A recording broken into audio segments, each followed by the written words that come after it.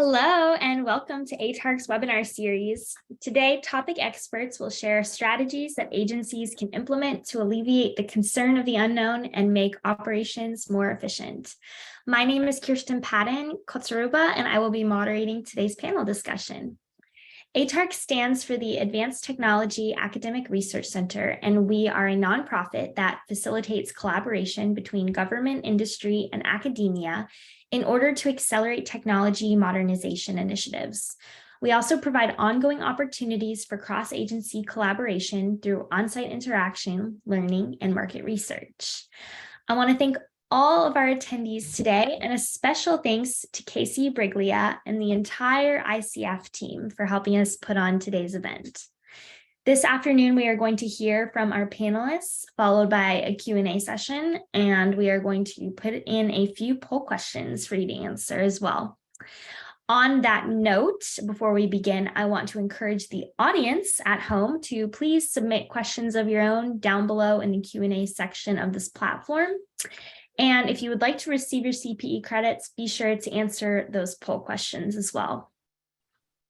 With that being said, I would like to welcome all of our panelists to come on camera. Looks like they're all here, and go ahead and come off mute because we're going to begin through a round of introductions. So share with us who you are, what organization you represent, what you do there, and anything else you'd like our audience to know about you up top. Let's start with Skip Bailey, please. Okay, thank you. As mentioned, I'm Skip Bailey. I'm the Deputy CIO at the U.S. Census Bureau. And so my main role is to kind of keep the trains moving and making sure that we're getting the things that we set out to accomplish. Thank you so much, Skip. Moving over to Dr. Kelly Fletcher. Hi there. Thanks so much, and thanks for having me. So I'm the Chief Information Officer at the Department of State. I just finished my third month here, so ask me anything, but I'm really lucky to have a wonderful team here. So I've learned some things, and I'm excited to participate today. Fantastic. Congrats on the new role. And Tina, will you please introduce yourself next? Yes, equally. Thank you for having me. I'm so excited to hear from all the other panel members and some of the participants in the audience. I work for a fairly new agency. It's been incepted and around for about 3 years now. So I'm excited to be DFC's first CIO. DFC stands for U.S. International Development Finance Corporation, but it's much easier to say DFC. So please don't make me say that whole title again. I'm, as I mentioned, super excited to be here. We're a fairly new organization, agency. Modernization is right up our alley. So excited about the topic. Congrats, that's awesome. And Andre, welcome back. Good to have you on another panel. Please introduce yourself. Thank you so much for inviting me. It's always a pleasure. So I'm Andre Mendez, and I'm the Chief Information Officer for the Department of Commerce. I've been in this position for about 3 years, which, funny enough, makes me the longest serving CIO at the Department of Commerce. I don't know if that's a good thing or a bad thing, but it is a thing. I am charged, mostly self-charged, with basically driving innovation throughout the 13 bureaus that comprise the Department of Commerce, and to the largest degree possible, also drive consolidation so that we don't keep reinventing the wheel at 13 different places. And so that keeps me busy. Thank you. Love it. Thank you. All right. And then Kyle with ICF. Yeah, thank you for hosting the event. I look forward to the discussion today. So I'm Kyle Tuberson. I'm the Enterprise Chief Technology Officer at ICF. And ICF is a professional services business. We've been in business for just over 50 years, so we've been around for quite a while. But if you think of the roots and kind of the DNA of the company, it really started as an advisory business in kind of policy areas such as public health, disaster management, energy. And over the last 5 to 7 years, we've made a very intentional investment in increasing our ability to bring technology to our clients. And so on a day-to-day basis, I sit at this kind of intersection of the teams delivering mission outcomes and helping, drive technology into the accounts where we're delivering value for our clients. So really look forward to the discussion today. Me too. We've got a great group here. All right, so let's just dive into it then. So 70% of federal workers say that despite significant progress in the past year, their agencies still have a long way to go to meet digital modernization goals. Let's see, Tina, maybe we can start with you and then we'll just go around. I want to hear from everyone, but what modernization trends, or at least one I'd like to hear from each of you, do you think that we'll see grow across the government this year? Yeah, thanks. Thanks for starting with me. It's always great going first.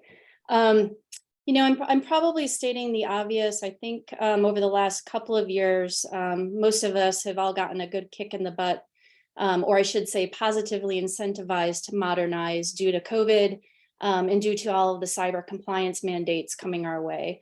I've actually appreciated those external driving forces. They've certainly made my job a little bit easier with justifying and acquiring new technologies, obviously to support more collaboration, more remote offerings, and obviously lighter weight applications that are more conducive to mobility.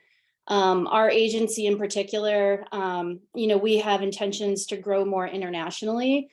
So modernizing in this space is going to be key for us. And I don't want to speak for the rest of the panel, but I'm going to assume that a lot of us also are seeing that data is king. Having the ability to have accessibility to nice, clean data to afford our workforce and customers the ability to make solid business decisions, mission-oriented decisions off of data is becoming increasingly important. We have an enterprise data warehousing solution effort underway right now.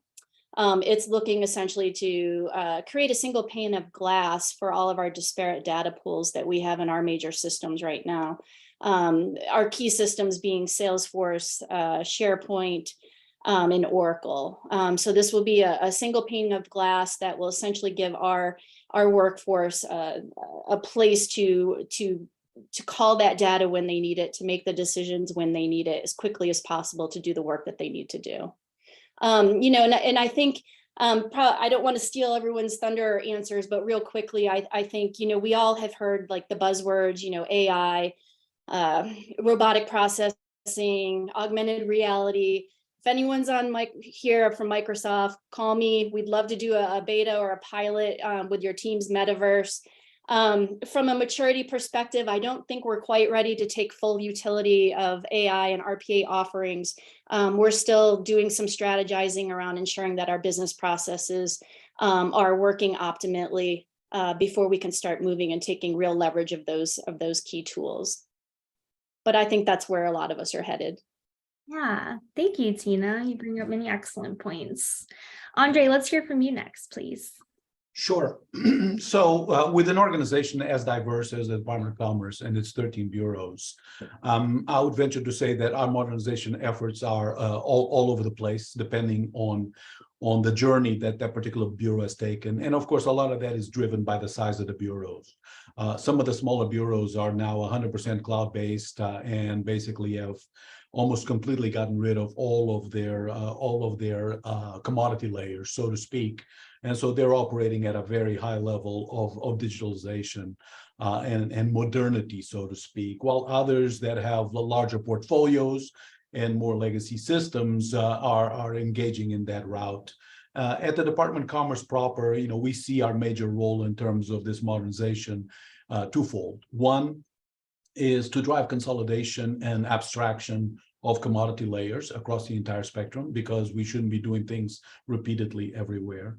And the second one, which has become increasingly important, as Tina so accurately mentioned, is the consolidation and deployment and development and deployment of a unified zero trust architecture. We could go all kinds of different routes and have 13 different technology stacks and not learn from each other and not leverage economies of scale and not leverage training on the same platforms. But we have decided to try to the highest degree possible to unify around a shared ZTA strategy so that when we are deploying tools, we are deploying it to as many bureaus as possible, as fast as possible, so that we have learned experiences and we can build an environment that is more manageable, more serviceable, and also by virtue of its size, has some higher level of leverage with vendors in terms of roadmap and implementations.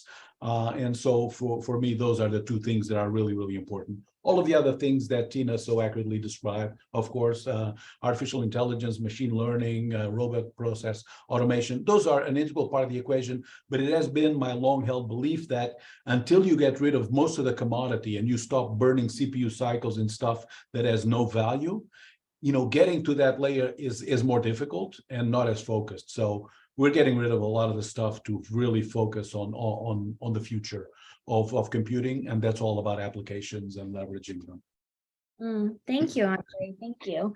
Dr. Fletcher, is there anything you would like to add on? Well, first, I just want to say I couldn't agree more. Tina and Andre, I think you hit a bunch of the things that I wanted to say. So I absolutely agree.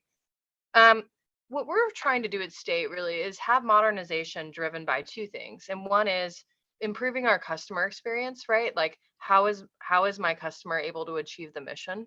I want to enable them to do that. And I want to enable them to do that while having a good experience. And the other thing that we want to do is couple that with increased cybersecurity. So the modernization initiatives that I'm most excited about actually enable us to do both. And I do want to talk a little bit about what we're doing around zero trust, which I think some folks think is just sort of like a cybersecurity benefit. And absolutely, it's going to have a huge benefit in that space. But part of what we're doing through zero trust is we're modernizing our network. Some of that has direct user impact, like you get Wi-Fi, cool.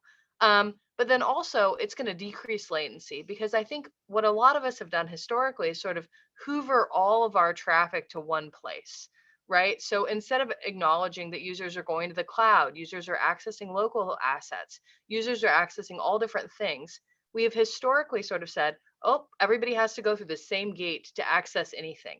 And that has made the user experience just frankly not as good. So this is a place where we're combining the zero trust principles with a network modernization. I'm pretty excited about it. Very cool. Thank you. And then Skip, what you got for me? Well, one of the problems with being last is everything good has already been said, but I certainly agree with everybody. Our focus is in enabling the mission of the Census Bureau. So modernization from our standpoint is we will modernize whatever we need to further the mission of the Census Bureau. And we've determined through that work that things like a zero trust architecture and modernizing the network, like Kelly mentioned, is going to be critical. Moving more and more to the cloud and taking advantage of that is going to be critical to furthering the mission. And so we try to put the context in what we call true north, where true north at the census means we're all moving in the same direction and we're all supporting the same direction. And so the decisions we make around technology are in support of that move to true north. Thank you, Skip. Kyle, you're going to put the bow on this question now. Yeah, I have I guess the real benefit of going last, but I would say, keeping up with trends is a full-time job in and of itself. So just, we're always looking for what's next, but maybe I'll share just a few. One is this trend of the democratization of technology and kind of this new citizen developer concept. And we're really paying close attention to this, especially in some of the, one example I'll use in the markets we operate in is disease surveillance in international health. We've been doing this for decades, and we're working with the teams that are doing that to see if there's ability to bring technology into collecting disease surveillance data quicker, leveraging AI. So it's bringing technology where the value is actually being created by the business. And that takes effort. And, I think we'll talk about upskilling and training in a bit, but that's one area that we're really excited about where we can really have an impact on mission outcomes. The other one is this concept of us all working in an ecosystem. And so ICF, we don't, the days of going it alone, I think are long over. And we really believe in this, investing in our technology partners, being trusted advisors with our clients. And one example here I would share is around the opioid crisis, and how do we bring better AI tooling to the folks that are actually trying to, solve these problems? And it's working in this ecosystem of cloud providers, AI data providers, universities, the government, ICF, all collectively together. And I think as we look to the future, this is a big trend where, you think of microservices and breaking things down into small parts. We're all in this together. So we're really excited about that trend as well. Absolutely. Thank you for sharing that with us. Great example. I'm going to go ahead and call for poll question number 1 for our audience. We'll go ahead and knock that out. Which of the following best describes where your organization is in your digital transformation journey? So please take a moment to respond to that. And this time I want to let's start with Skip. This way you don't have to go last this time, but even with overwhelming 87% of federal workers supportive of modernization, we found that 33% of federal workers cite resistance to change as a main reason for why efforts fail.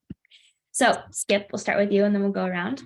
What approaches, or just at least share one approach, can agency leaders take to help those who have embraced the idea of modernization and those who aren't on board yet take the next step and adopt new ways of working? So can you please speak to your experience with that?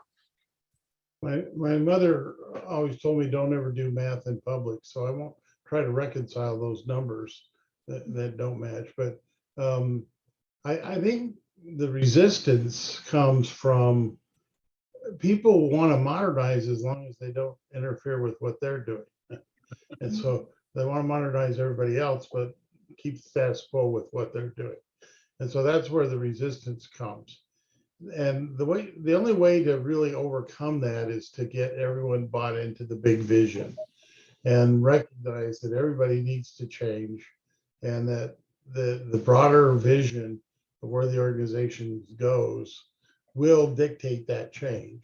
And if people can grasp hold of that or identify with that in some way, then it makes less of a resistance for those that have maybe in the past been resisting.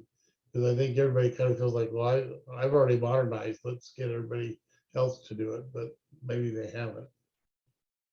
Yeah, thank you. We're going to kind of go backwards, opposite order we went last time. So Kelly, let's hear from you next.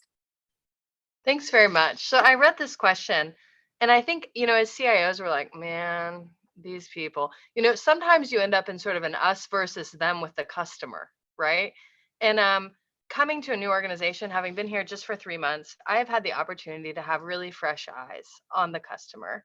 And so what I found is that in my experience, I came in with some set views. I came in from DoD. And one of the things I had some set views on, are these are the kinds of applications that we're going to use to communicate. And if you want to use something else, best of luck to you, not as part of your State Department job. Thanks. And at the State Department, it is our mission to communicate. That is a big part of our job, is to communicate internationally. We're in, over 270 locations worldwide. And so I went to my boss and said, hey, I see some problems here. I'm going to say we're not going to use these applications. And I got set straight pretty fast. And so I think sometimes for me, I think it's beneficial to say, like, is this really a resistance to change? Or is this that I'm trying to push something that is making other people's mission hard to do?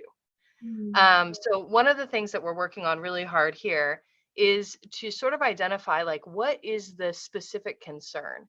And I think sometimes it feels like change resistance, but actually it's I'm unable to do my mission, or I'm worried that it will be harder to do my mission. And so part of how we're getting around that is with everything where we ask the customer to do something new, we try to explain the cool thing they're getting. You know what I mean? So like, hey, with this network modernization that should be transparent to you, you're getting Wi-Fi. Or we're doing technology for life. And what that means is it is going to change how you get your laptop. It's going to be a little bit of a different process, but you can bring it with you when you move from post to post. So I'm sort of trying to focus on what the customer benefit to them is. Yeah, that's so good. Thank you, Kelly. Kyle, let's hear from you next. Yeah, terrific. Another really good topic. And the way I think about it is like there's two components to it. There's kind of the inspirational piece that's like establishing the North Star, and the engagement piece of how do you invite people into change. And I often find like the inspiration North Star. The one thing I would say there is we see it can come from any part of the organization. So it having to be top down is not, in our opinion, it can come from some of the best change we've seen in our own organization has come from unexpected places. But then it's on leadership to kind of create the momentum and the energy around it. And so, but then on the engaged side, having a North Star vision and then having a communication plan that trickles that down often doesn't work, because I think everybody embraces change at different paces. And so you have to recognize that it's a diverse population often that we're trying to get invited into the change. And I think it's important to bring them in and do it from a bottom-up perspective as well. The top-down, we're going to do this and this is why, often falls flat. And so we look for opportunities. They can be, water cooler discussions, a direct follow-up after you send out a communication. You often find that what you thought you were communicating very clearly actually didn't land as clearly as you may have thought it did. So we think about it from those two perspectives. Yeah, great insights. Andre, I'm looking forward to hearing your response. So, I think that, all brilliant interventions, I must confess. I look at it personally, quite honestly, in two different realms. One is the leadership realm. And to me, change management is the essence of leadership, right? Everything else is easy. Everything else is operations. Driving change in an environment where things are constantly changing and ever faster is the essence of leadership. So the need to establish, a desire for moving away from the status quo. In a lot of ways, a need to establish the fact that the status quo is often the biggest enemy of the organization from a cybersecurity standpoint, from a market survivability standpoint, because both your enemies and your competitors keep moving as fast as they can. So establishing that vision and then communicating that vision is absolutely important, right? And there's got to be a consistency, there's got to be a pragmatism so that your positions are defensible and can withstand some of the attacks from people that are more invested in the status quo, for example. But then there's the entire other side of the equation, which is more anthropological than anything else. And you'll notice that I don't mention technology at all when it comes to this change management. The other side is anthropology, right? Because in my experience over a career that unfortunately now dates over 4 decades, the problems are always the same. You have a legacy environment that has become extremely functional by growing organically and adapting to all the needs. And as a result, you have a cadre of individuals that are extremely well versed on this application and are the living experts and the resident experts that provide assistance to everybody else with any problem they have and solve problems, and whose egos and personalities, professional personalities, are actually driven around that knowledge about what makes the organization work. And all of a sudden, out of necessity, you're coming in and you're upsetting the apple cart, right? Mm-hmm. You are saying, we're going to go to this new paradigm, we're going to go to this new set of applications. And what that means is that a lot of the people that were experts for decades and whose personality was built on that expertise, all of a sudden are facing the consequences of that and becoming sort of the newbies that need to learn everything all over again. And that leads to an environment where, if you've read Elizabeth Kubler-Ross's On Death and Dying, you have 5 stages of grief. And I see that happening in enterprise migrations all the time, right? There's an entire set of denialists that for the longest time saying, this is never going to happen. This is so part of our equation. This is never going to happen. And then, you move from that stage because all of a sudden things start moving into sort of the anger. It's like, why are you doing this to me? I only have 3 years to retire. Why are you changing this? And then after that, you get the depression. Oh, they are going to do this. I cannot believe they're going to do this. All of a sudden, I'm going to have to learn all kinds of new things. And then you get into the negotiation. Well, but, if you do this, can you also do that so that we can keep doing this like we used to? Right? And then finally, you get to the acceptance. And if you don't understand that you're going through all those cycles and that there will be different emotions, different outbursts, different acceptance at each one of those thresholds, then you have a very hard situation. But it's great if you think about it in advance, because you can prepare senior leadership for those stages. And to a certain degree, you can imbue the employees with the understanding that it is a journey and that they will not be abandoned and that their hand will be held to the degree possible so that they make the transition from being experts in the old to being experts in the new. And that tends to provide people with a certain degree of comfort that allows them to navigate those shoals of transition and migration and make it to the other side of that particular lake. And so I think that those two things together make for the opportunity to fight the change resistance. Yes, so good, so good. Tina, and I want to hear from you on this topic as well. Yeah, I love this topic and I love the responses so far. Just to add a little bit, I really honed in on Kyle's response about energy and creating momentum. I think that that's key. And to Andre's point, that's not often always, it should start at the top, but real change often will blossom from the bottom. So if you as a leader can really incentivize your cheerleaders across the organization, they don't have to be in IT. And it doesn't take a whole bunch of them, but if you have them strategically placed within the organization to really carry the water, really generate excitement around whatever the initiative may be, it'll be worth its weight in gold.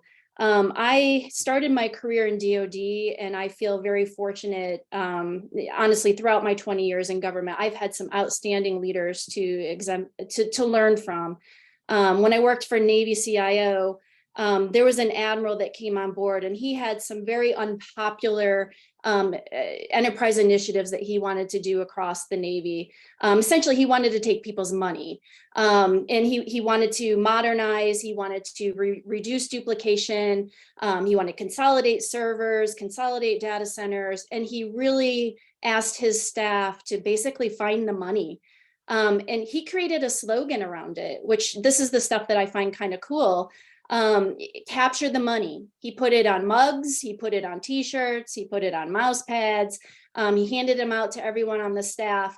At staff meetings, we all had our capture the money mugs, and it became fun, but it also created some energy around, like, the task at hand that we had to do. I spent some time at USPTO, and I know I got a couple of commerce folks on here. Jamie Holcomb is wonderful. I think he's a whirling dervish as far as a change agent can go. Learned a little bit under my tenure under him. The prior CIO over there at USPTO, John Owens, we had to implement DevOps, and we had to implement a continuous integration, continuous delivery platform.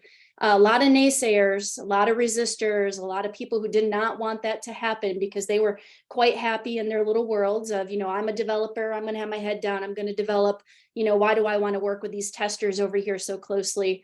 We really created a movement around DevOps, had a logo, had a little Martian man, and his name was the DevOps doer.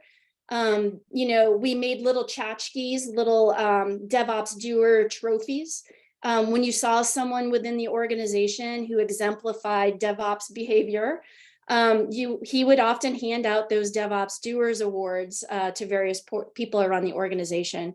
So I think it's it's good to create fun out of something that otherwise might not be looked at. Change is not often looked at as a fun thing for a lot of people. But I think as long as you can create that energy and rally those troops throughout the organization, it'll help you get to the end of the road as far as modernizing goes. I love that. Thank you. Thank you all for sharing. We have a question come through for the audience. It's directed towards Dr. Fletcher, but you brought up a great point in addressing the what's in it for me for initiatives. Operationally, have you invested in change management resources for each effort? Are there specific people dedicated to managing technology change? Or is it standard framework that is incorporated into your project plans? That's a great question. So we're really looking to revamp customer engagement across the board. And so I think change management is a subset of that. So I will say within each project, there's sort of detailed plans, right, to include change management. But I think actually more broadly than that, some of the enterprise services that we're producing, like the master user record, just to be a little bit of a nerd for a second, but like what we need to do is tell folks who are developing applications at the State Department that this exists and that they should use it. So part of what we're doing is try to engage with all of our different customers. Some of them want us to help in building, a small sort of specific application. Some of them are building very complex IT applications and they need to inherit controls from us or take advantage of some enterprise services like identity. And then others, they want to buy a laptop. So we have a range of customers and we're really trying to optimize how we engage with all of them. Thank you. And good question. And for those at home, please keep sending in your questions. We love hearing from you. We're going to post poll question number 2 next. So we'll have that up on the screen momentarily. Has your organization gained or lost ground on its digital modernization efforts in the past year? Please take a moment to respond to that. And for my next question, Andre, 36% of federal workers cite a lack of technically skilled staff as a key reason that their digital modernization efforts fail. So my question for you, Andre, we'll have you kick it off, is can you discuss how important upskilling and reskilling staff is to ensuring modernization's success? Well, I think it's absolutely essential. And of course, I mean, there's always some of the opportunity to deal with contractors to start some of those efforts by virtue of built-in knowledge and to bring some knowledge to the table immediately. But the reality is that we cannot leave our workforce behind. And so we need to make sure that people are ready for that change. All of the factors that we talked about in the previous question come to pass, right? Because again, you're going from being an expert to being a novice in some of this stuff. You look at some of the more complex technologies around, for example, multi-cloud and hybrid cloud deployments, and those are new things. But it has always been my belief that the overwhelming majority of IT people were at one point in time iconoclasts. They wanted to modernize, they love technology, they love the new stuff, right? And so they wanted to get things done and they were willing to learn it. By virtue of the environment in which they have lived with legacy systems, they have developed a certain inertia associated with their skill sets, right? But at their heart, at their center, they're still those iconoclasts. And so we need to free them up to understand that having that modernization is a good thing, right? That there's not a threat to their career, and that effectively they become more marketable with every single one of those tasks that they learn. And so it comes to the degree of motivation that you can bring to the table, because you can offer people training until the cows come home, and they will go to training and they will sit in classes. And if they're not motivated to learn it and to apply it and then have the opportunity to apply it, it will all be for naught. But on the other side of the equation, I think it's also important that we look at how we hire people, right? Right now, I can tell you that we are all in competition with each other for the same number of people. We're hiring GS-14s, GS-15s, and SESs away from each other, right? Because they have those skills and they see the opportunity to go somewhere else and leverage them. And that's a limited pool. We need to start looking at hiring people right out of educational systems, looking at their potential rather than at their experience, and then be willing to spend 1 or 2 years with GS-9s, GS-10s, GS-11s, who are desperately wanting to learn, and that you can imbue into your environment with all of the discipline that you want them to exert on a regular basis going forward, with your best principles and with a growing learning of the charter and mission of the organization and a belief in it. Because I believe a lot of the people who are working in the private sector, in the public sector, believe in the public service and the mission. And then if you get those people, properly energized and brought on board and trained and educated in your environment, you can have a constant pipeline of people that are ready to help you to move to the next level. And then you need to continue to abstract commodity stuff away. Something that was very exciting to work on 15 years ago, setting up VMware servers and this and that, I'm sorry, but no more. But now all of a sudden you have the opportunity to go out there and set up those multi-hybrid clouds and Kubernetes and all of the latest, and everybody gets excited about it. So it has to be a strategy about nurturing an environment, but also creating a pipeline so that you're not constantly just stealing from each other. Thank you, Andre. Skip, let's hear from you next. Thank you. I agree with Andre. And for us, this is the number one risk factor to our success, and that's having the right skills, the right set. And so we've taken an approach to create a. We started with cybersecurity. We created basically a training program that we could put people through and give them some of the skills that are necessary. And then we've also moved on to do one for cloud. And we're trying to pick the skill sets that we see are most important moving forward. But we have to also not only provide them with opportunities to train, and as Andre mentioned, motivation to take advantage of that, they have to have opportunities to do. Because if you train and then don't do, then you don't learn. And so you have to have train followed by do, then that equals learning. And so we're trying really hard to provide people with opportunities to do it, even if it's not full time, so they can learn new skills. And we have within our directorate, we have an opportunities site where people can post for work they want done, and it may require certain skills that we can then assign these people that are learning to do some of that work. And so we have HR, we probably don't want HR to hear this too much, but we have very thin boundaries in our directorate. And so people are often working for people they don't report to, and we're allowing that fluid motion so that people can get the experience they need and build the workforce. But I do agree, this is the number one risk factor, is having a competent workforce. And there's only so much you can do with contractors. You really have got to have employees that have skill set. Thank you, Skip.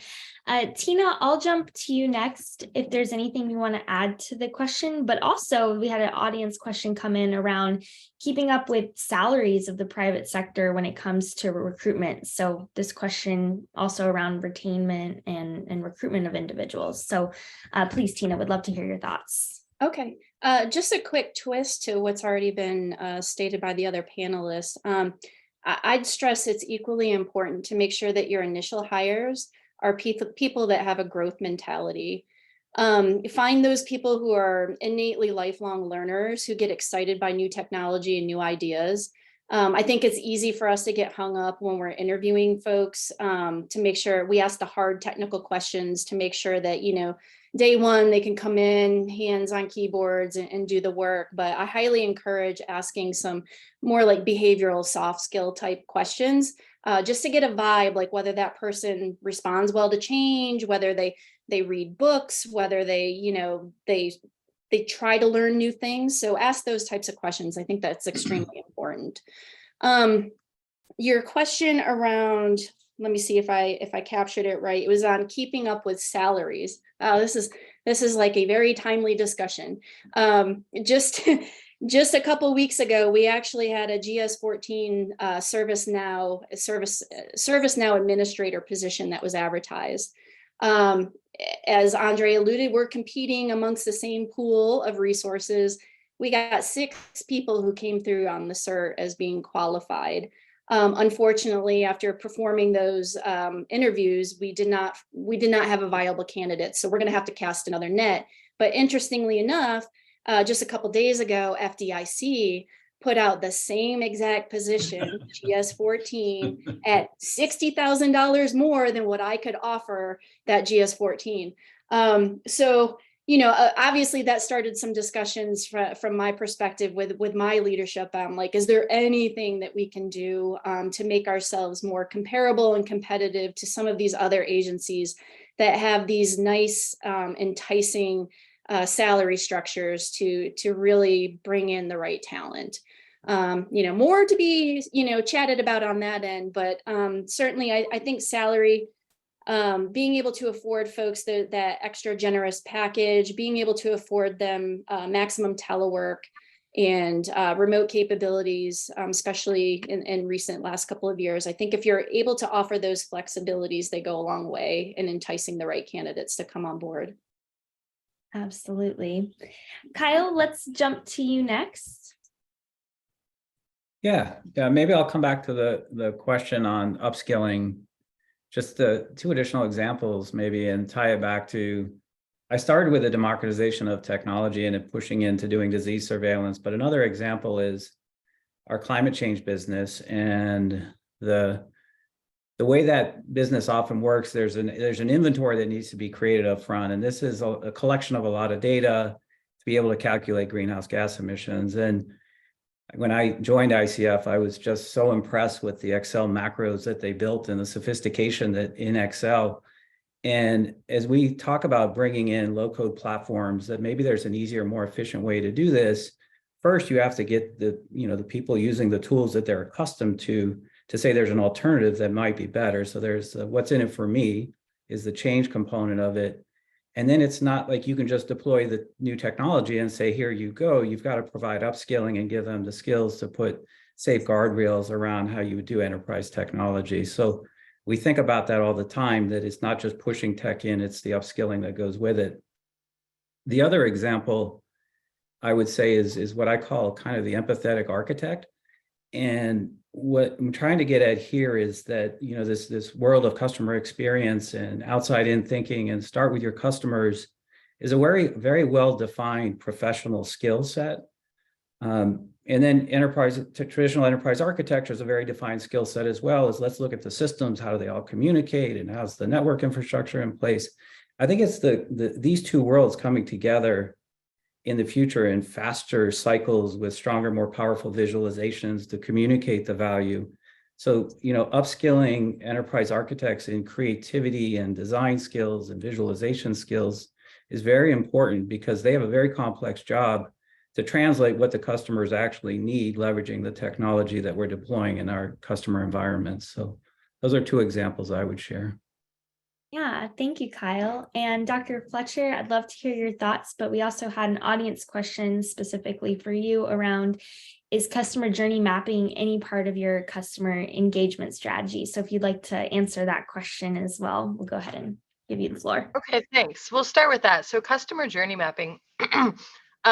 This is a place where I'll be totally honest. I think right now we have a lot of engagement, and it's happening not through like a single sort of traffic cop. And it's not, I would say to date, that has been a limited part of our approach. But certainly as we sort of clean up how we're engaging with customers, I think that's something that's going to have a much more dominant role. And then to get to the question of, technically skilled staff. I agree with a lot of what was said, and especially this growth mindset. I love that idea.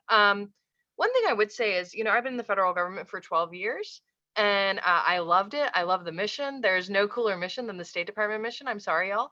But I don't plan to stay here until I'm of retirement age. This is an awesome job. I'm going to do this job for years and years. And then I'm going to go to the private sector, and I'm going to learn some new skills. I'm going to see some stuff, and then maybe I'm going to pop back into the government. And this is something that I expect my workforce to do. And so it's okay if they don't. I love it. I love retaining really good people who are committed to the mission, who stay here. My foreign service officers, they've lived all over the world. They are committed to the mission. That is what is driving them. But what I can say is, especially for civil service, I think that I need to make it easy for them to come here, do exciting work, learn new skills, fly all over the world, and then go work for the private sector. And then I want them to come back. And so I think I'm really trying to figure out all the ways that I hire, all the ways that I look at recruiting and retaining people. I know they're going to take a pay cut, but they just made a bunch of money in the private sector, and they're excited to do service to the nation and to support the foreign service and to see all kinds of amazing places in the world. So I think enabling people to do that easily, right? And some of that is clearances, and some of that is how we advertise jobs. But that's really my goal, is to allow folks to pop in and out. Thank you, Dr. Fletcher. I really appreciate that perspective. So I'm going to call for our last poll question here, and I'm also going to call audience questions. This is your last call, so please send them in before we run out of time.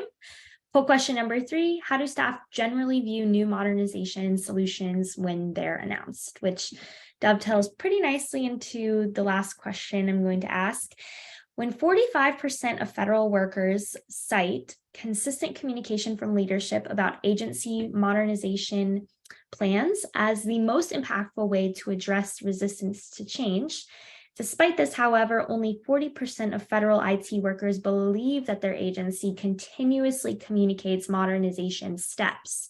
So from our panel, what strategies can federal leaders take to really improve upon the communication as it relates to modernization? How do you handle this? Tina, let's hear from you first, please. Let's see. Well, we have a modernization effort going on right now of our core system that supports the agency's mission. It's a Salesforce platform. We had a lot of naysayers.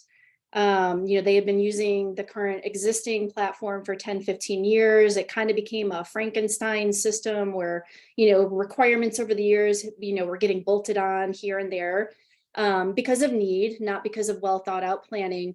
We created an integrated product team, and we brought some of those naysayers onto that team. Representatives from across each business line, making them part of sort of that modernization effort. In the very beginning stages, they met much more frequently than they're meeting now. It was more like a every 2-week drumbeat where they were getting together and it was being communicated what the contractors and the vendors were performing for us in this effort. And now we're actually in the execution where the development team's on board and they're starting to bang out requirements. Work with the product owner, on the prioritization and getting this platform completely modernized by the end of the summer. So there's still meetings. So I would highly encourage form IPTs around your products and get good cross representation onto that team. So that way the messaging kind of permeates out. We've also done another thing where we've instituted IT liaison in each of the business units. That's sort of like an appointed IT savvy person from each of the business lines. And that has been really, that's worked out really well as far as getting communication out because that liaison generally has a direct ear to the VPs in that organization. And then that VP can kind of help funnel some of the communication out as well. Lastly, I'll say we hired the most awesome personal services contractor to do our IT marketing. She is wonderful. And she has branded our marketing. So we have a monthly newsletter that goes out. Anytime we have comms that go out, they have the same kind of look and feel. She's a master with memes. So everyone in the agency has grown to love her cat and dog memes. They're generally, they do bring laughter. And sometimes laughter is needed on some of the things that we're messaging. So I would say if you have the ability to bring a solid communicator on to help you sort of brand your IT comms, I highly encourage you to do that. Oh, I love that. Thank you. Skip, let's hear from you next, please. Thank you. Yeah, I think people are often under especially technology people think, well, let's see, we had a meeting, we told them, now they know, check the box, we've communicated. And I think that's one of the problems that we have as technologists. The reality is that you have to stay on message constantly. It's day in and day out, repeating the message, showing different ways that you can provide examples. I love what Tina said about branding and about having the same look and feel of that messaging so people recognize it. One of the things I did when I was CIO at ATF was we had these principles, we call them our leadership principles. And whenever I would go and talk to a group, I'd ask them what they did that was representative of that principle. And they would tell me a story. And then I would say, oh yeah, that's number 3 or that's number 2. And then we would create these urban legends.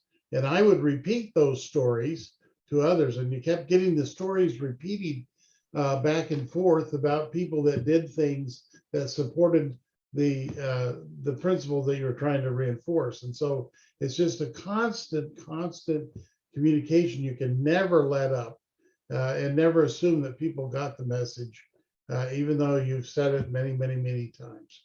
And then you also, one of the things that we do at Census, we have these, we call them skipper level meetings, where our CIO will meet with the division or even branch chiefs and talk to them. So he's skipping levels of the organization so we can get a feel for what the people think. And I meet with each individual branch. Takes me about a half a year to get to each individual branch, but I'm talking to the people at the lowest level of the organization, and I get a real feel for what's getting filtered out and what's getting down there. And you can really begin to appreciate how little of the message you sent really filters down. And so it's a variety of platforms and a variety of messaging, and I think just staying on message. Oh yeah, I love that. Thank you for sharing. Dr. Fletcher, let's hear from you next. Yeah, thank you. So I think a lot of what both Tina and Skip said, I couldn't agree with more. So, branding, hiring folks who communication is their job, right? To help them share your message. Another thing I want to talk about is, at least from where I sit, the Secretary of State has a modernization agenda. And that's incredibly powerful. And frankly, it's not all about technology. There's a lot that is about technology, but that's like the very highest level of the organization saying, this is critical. And then the last thing I would say on this, and this is something that I stole from someone else who will know who it is if he hears this, but the way that I need to build trust so that people believe that when we say we're going to deliver this modern solution, is that we have to be, have operational excellence.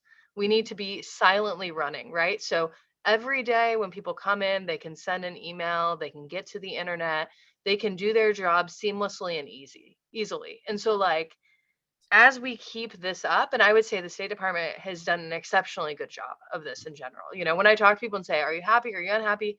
It's never, the internet was down, my computer didn't work. I'm not hearing that. And what that does is that builds trust. So I think that's a really big part of this, is that even if I hire the best communicator in the world, if I'm not having operational excellence, nobody believes me. So I'm really blessed to have just inherited a team that is so good operationally. Oh, fantastic. Andre, over to you next. Yeah, just I absolutely, Dr. Fletcher. I mean, it's like you can have the best program of modernization in the world. If email is down for more than 2 minutes, it's all gone. It's all gone. So absolutely. Yeah, I mean, communication is absolutely essential. You need to communicate at every single level. You need to have a unity of communication. I am very lucky because over the last 2 years, I have 11 out of 13 new CIOs. And they're all folks that are absolutely, they have bought into the mission, they have bought into the strategic direction. And so they are enormous stalwarts in terms of that communication. And of course, the other two that were here before, one of them was already mentioned in this conversation, the fabulous Jamie Holcomb, right? I mean, if anybody can communicate, it's Jamie, right? He is spectacular. And the other one is a visionary himself, Zach Goldstein at NOAA, who is also a spectacular leader. So I'm very lucky in that. But then it is about constantly reinforcing the message, right? Constantly reinforcing the message, because the message of change, it's something that can get diluted very quickly in the middle of all of the things that you're trying to do on a daily basis. And so we have a technical statement of direction that goes out every 3 years, a strategic plan that also goes out every 3 years, but we have CIO meetings every month with all 13 of them and their senior staff, so that they talk about their projects, we talk about their project, we talk about next steps. And then every 2 weeks, I have a meeting with every single person in my entire staff, right? And we go through the same thing. We review all of the projects and we review how they align to the mission, to the technical statement of direction for the Department of Commerce, so that there is a constant reinforcement that everything that they do in this small little project here is contributing to this enormous, overarching set of goals and directions and objectives, and that they can feel that they're participating in it with every step of every small project. And so they become the communicators themselves because they're telling us what they're doing. And as a result, become reinforcers of that message to everybody else in the team and to themselves. Because what could be better than to go in front of all of your staff and brag about what you did in your small project as part of the overall sense of mission and the direction of the department. So yeah, but there's no rocket science. At the end of the day, everything that we talked about in this conversation, right? There's no rocket science. It's the same principles over and over and over and over again. And it's about good management, good leadership, and good visionary, settings in terms of technology and the willingness to let go of the status quo. Love it. Thank you. Kyle, is there anything else that you would like to add? Well, I think everyone covered a lot of great topics. The only thing I will double down on the branding and communication and just kind of tie it to storytelling and narrative and the power of visuals. People can, communicating visually is a very powerful mechanism, and it's often much more effective than long memos. So I would just add that point. And then the other is, what we call the concept of a digital service center or a digital accelerator team, where you take a core set of folks and you drop them into the business and act as a translator between the CIO organization and the teams that are trying to achieve mission outcomes. And what we found effective with this model is, we do it as a white glove service, like you're there to, be this bridge, answer the tough questions where there's confusion, and really translate the need of the outcome that the teams are trying to achieve to the technology capabilities in the organization. And that's been a real accelerator for change in some of the mission domain teams here inside of ICF, and it's been very effective for us. So. Thank you so much, Kyle. And we are just about out of time. So I want to quickly go around. This is going to be rapid fire, but what is your word or phrase for 2023? If you've thought about that for yourself or for your team, you can just make it up on the spot too if you haven't really given it a thought. But what do you want to leave us with? So your word or phrase for you and your team in 2023. Dr. Fletcher, let's start with you, please. Diplomacy. Easy. Love it. All right, Tina, over to you. What's your word or phrase? I don't know. Making IT work for you. Woo, there you go. Skip, what's yours? Innovation. Innovation, very nice. Andre, what's yours? Onward and upward. I've been using it for 3 decades. Very nice. And then Kyle, what's yours? Change is a tool, not a risk. Very good. Well, these are all fantastic phrases to live by. So thank you all so much. And of course, I want to thank our partners at ICF for making this possible, and the folks at home for tuning in and sending in those questions. I think we had a really fantastic conversation today. So if you all at home enjoyed this, I hope that you will join us for the next one. We should have our next event up on our screen here momentarily. But as always, you can go to our website and you can register for that one. We have these every Thursday. Be sure to respond to our 4th and final poll question about whether or not you would like to receive your CPE credit for this event. And the recording of this webinar is going to be up on YouTube later. So please go out and share it. I'll share and tag everybody here once it's up, and we can all connect with each other via LinkedIn and in the other working groups or through ATARC if y'all are in part of our working group initiatives here at ATARC. Thanks again so much, and everyone have a great rest of your week. Take care.